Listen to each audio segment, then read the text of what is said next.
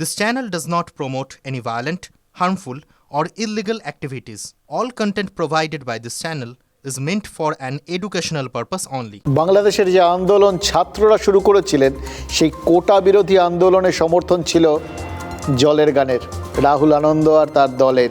Social মিডিয়ায় জলের গানের ভেরিফাইড পেজে গেলে দেখবেন সংরক্ষণ বিরোধী আন্দোলনে তারা সমর্থন জানিয়ে শুরুর থেকেই পর পোস্ট করে গেছেন। তারপরেও কেন জলের গানের স্টুডিওতে মানে রাহুল আনন্দের বাড়িতে হামলা হলো? ঢাকার যে রাস্তায় বঙ্গবন্ধু মিউজিয়াম, সেই রাস্তায় রাহুল আনন্দের বাড়ি বলে জায়গাটাই অভিশপ্ত। 5ই আগস্ট শুধু বঙ্গবন্ধুর মূর্তি ভাঙা হয়নি, ধানমন্ডির ওই বঙ্গবন্ধু মিউজিয়াম সেটা ভেঙে চুরে তছনছ করে দেওয়া হয়েছে, আগুনে পুড়িয়ে দেওয়া হয়েছে। আওয়ামী লীগ, বিখ্যাত ফুটবল ক্লাব, তার স্টেডিয়াম শেষ। এভাবে কি ইতিহাস মুছে দেওয়া যায়?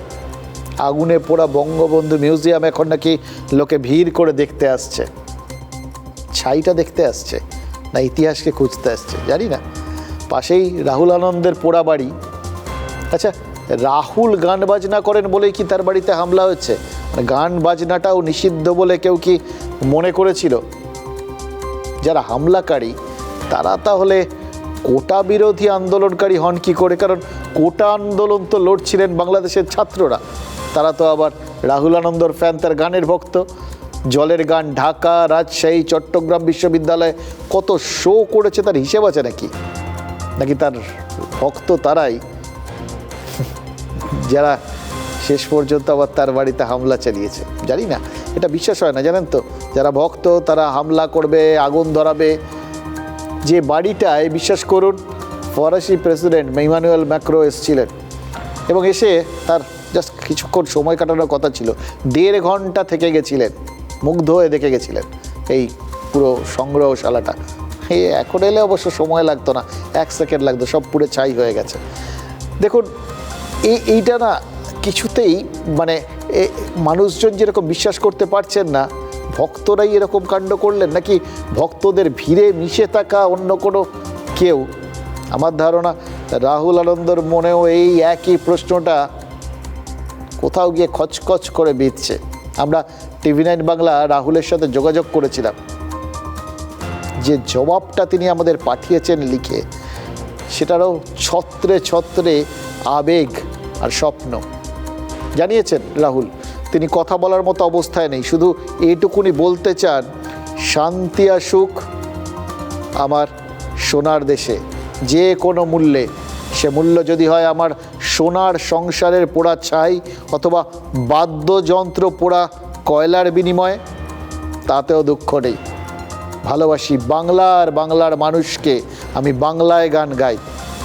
ভাবুন তো, তার সর্বস্ব পুরে খাক হয়ে গেছে, ধ্বংস হয়ে গেছে তার যাবতীয় গানের স্বরলিপি, কপিরাইটের কাগজপত্র। কোনো মতে স্ত্রী ছেলেকে নিয়ে তিনি প্রাণে বেঁচেছেন। এরপরেও যাদের জন্য তিনি ঘর ছাড়া, যাদের জন্য তিনি তার সন্তান তুল্য বাজনাগুলো সব ধ্বংস করে গেছে, যেগুলো হারিয়েছেন তিনি, তাদের তিনি ক্ষমা করে দিচ্ছেন। ভাবছেন তার ক্ষতিটা করে যদি বাংলাদেশের মঙ্গল কেউ করতে পারে, বাংলাদেশের যদি তাতে ভালো হয়, তবে তাই হোক না। দেখুন এরপরেও বাংলাদেশের কজন মানুষ রাহুল আনন্দর বাড়িতে হামলার নিন্দা করছেন জানি না, কজন বলছেন কেন একজন সঙ্গীত শিল্পীর এই পরিণতি জানি না। বাংলাদেশের অভিনেত্রী আজমেরি হক বাঁধন আজ আমাদের TV9 বাংলার মুখোমুখি হয়েছিলেন। বাঁধন কিন্তু খোলা মনে নিন্দা করেছেন আমাদের এখানকার কল্যাণ সেন বরাট, লোপামুদ্রা মিত্রের মতো শিল্পীরা। কিন্তু এই কয়েকজনের নিন্দাটুকুই কি যথেষ্ট? আমাদের এখানেও তো অনেক মানুষ আছেন যারা শুরুর থেকে দেখছিলাম সোশ্যাল মিডিয়ায় এই আন্দোলনের মধ্যে একটা রোম্যান্টিসিজম দেখছিলেন, বিপ্লবী হয়ে ওঠার চেষ্টা করছিলেন। শ্রীলেখা মিত্র আবেগ উতলে পড়েছিল, দেখেছিলাম আমরা। এই যখন ওখানে সাধারণ মানুষ অক্রান্ত হচ্ছে এই বিপ্লবের পরের আফটার এফেক্টে, প্রতিবাদ কোথায়?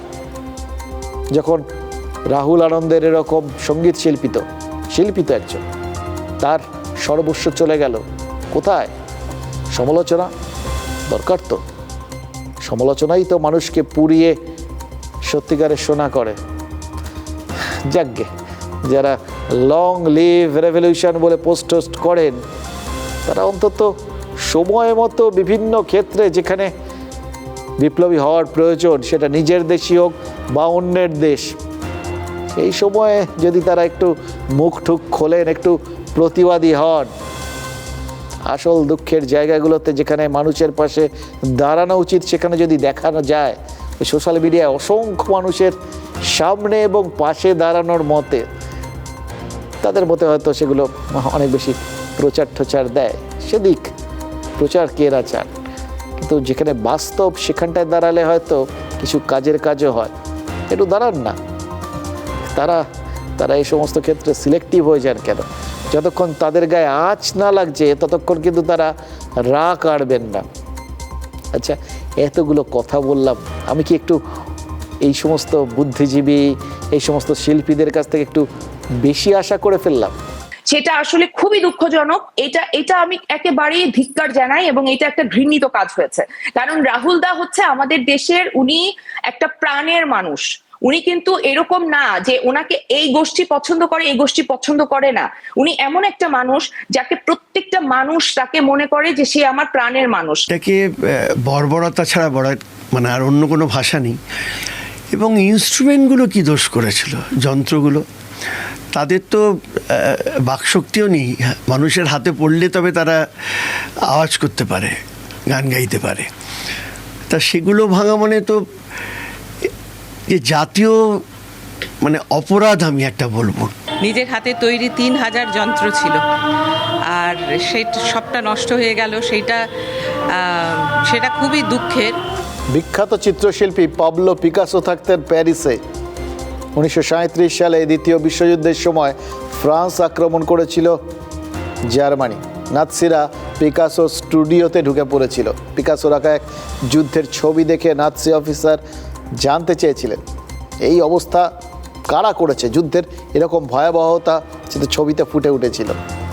পিকাসো কি বলেছিলেন জানেন? বলেছিলেন, আপনারা অর্থাৎ যারা যুদ্ধ করেন তারাই ধ্বংস করেন। এটাই তো বোঝাতে চেয়েছিলেন পিকাসো আরেকটা কথা বলেছিলেন, শিশুরা ফুলের মতো সুন্দর, তাই বলে শিশুদের মাথাগুলো কেটে সব ড্রয়িং রুমে সাজিয়ে রাখবেন নাকি?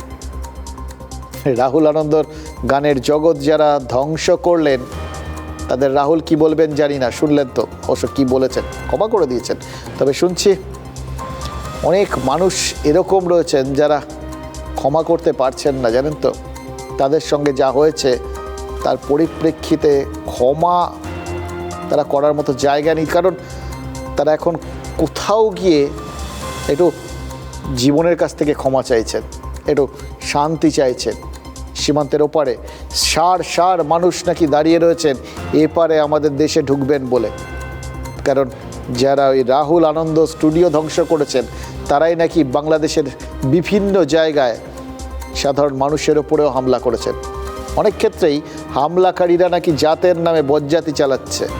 হামলার ভয়ে প্রাণ বাঁচাতে আরও একবার বাংলাদেশি শরণার্থীরা ভারতে আশ্রয় চাইছেন। নেতারা যাতে ভোটের অঙ্ক কষতে পারেন না, তাই জন্য আমরা ভাবছি ওই একটা প্রশ্ন তুলে দিই আপনাদের সামনে। ওই শরণার্থীর ভিড়ে সাধারণ মানুষের আড়ালে জঙ্গিরাও লুকিয়ে থাকবেন না তো? কারণ বাংলাদেশে পালা বদলের পর জেল ভাঙা হয়েছে, সেখান থেকে বিভিন্ন দুষ্কৃতীকে ছাড়িয়ে নিয়ে যাওয়া হয়েছে। কালকে 500 জনের ওপর, আজকেও বেশ শখানেক লোক। এবং তার থেকেও বড় কথা, বহু জেল থেকে বন্দীদের মুক্তি দেওয়া হয়েছে। সবাই কিন্তু মানে রাজনৈতিক বন্দী ছিলেন না। যারা ওই হাসিনার আমলে, শেখ হাসিনার আমলে রাজনৈতিক কার্যকলাপের জন্য, প্রতিহিংসামূলক রাজনৈতিক কার্যকলাপের জন্য তারা বন্দী হয়েছিলেন, এরকম না। জামাতের মতো নিষিদ্ধ জঙ্গি সংগঠনের বহু সদস্য, জেএমবি, এরকম বিভিন্ন ক্ষেত্রে যাদের মানে একমাত্র পরিচয় হচ্ছে জঙ্গি, দুষ্কৃতী, তারাও কিন্তু এই ভিড়ে ছিলেন। তারা সবাই নাকি ছাড়া পেয়ে যাচ্ছে। আচ্ছা, এরা ছাড়া পেয়ে সীমান্ত পার করে শরণার্থীর পরিচয় দিয়ে আমাদের ক্ষতি করতে আসবে না তো? এই প্রশ্নগুলো কিন্তু ভাবাচ্ছে অনেক বেশি করে। এই জন্যে ওই বললাম তো, আত্মিক যোগাযোগের জায়গাটা যদি শেষ হয়ে যায়, তাহলে আমরা খুব সহজে হয়তো বলে দিতে পারবো ওটা অন্য দেশের আভ্যন্তরীণ বিষয়, তাদের নিজেদের সমস্যা তারা সামলান। কিন্তু যখন বিষয়টা আমাদের দেশে রয়ে যায়, তখন তো কিছু কথা বলতেই হবে, যে কথাগুলো ঠিক সময়, যে কথাগুলো না বললেই না।